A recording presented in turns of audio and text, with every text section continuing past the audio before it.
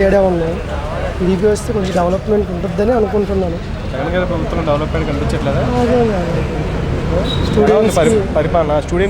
స్టూడెంట్స్కి ఇబ్బంది తప్ప నాకేం కానట్లేదు.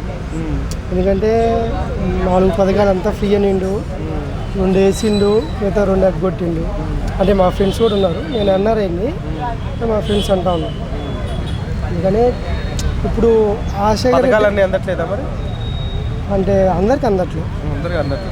దానిలో కూడా పక్షపాతమా? పవన్ కళ్యాణ్ గారి ఇంటికి చంద్రబాబు నాయుడు గారు నిన్న వెళ్ళడం జరిగింది. సో ఎలక్షన్స్కి ఇంకా కొద్ది నెలలు మాత్రమే మిగిలింది కాబట్టి సీఎం అభ్యర్థిగా ఎవరిని ప్రకటిస్తారనేటువంటి ఉత్కంఠ అందరిలో నెలకొంది. అది మీరు అంటే సీఎం అభ్యర్థి చంద్రబాబు నాయుడు గారు ఉంటారా, అయితే పవన్ కళ్యాణ్ గారిని ఎవరైనా ప్రకటిస్తారా? అంటే ఎవరిని ప్రకటిస్తే ఎలా ఉంటుంది? మీరు ఎవరిని ప్రకటిస్తే బాగుంటుందని మీరు అనుకుంటున్నారు? నేనైతే చంద్రబాబు అనుకుంటున్నాను. అంటే పవన్ కళ్యాణ్ గారికి అనుభవం పెద్ద లేదు కాబట్టి కొంచెం ఎక్స్పీరియన్స్ ఉంది నా అభిప్రాయం. అదే దాంట్లో చెప్పండి. చంద్రబాబు అంటే మంచిది అనిపిస్తుంది. పవన్ కళ్యాణ్ నెక్స్ట్ ఇయర్ వస్తుంది.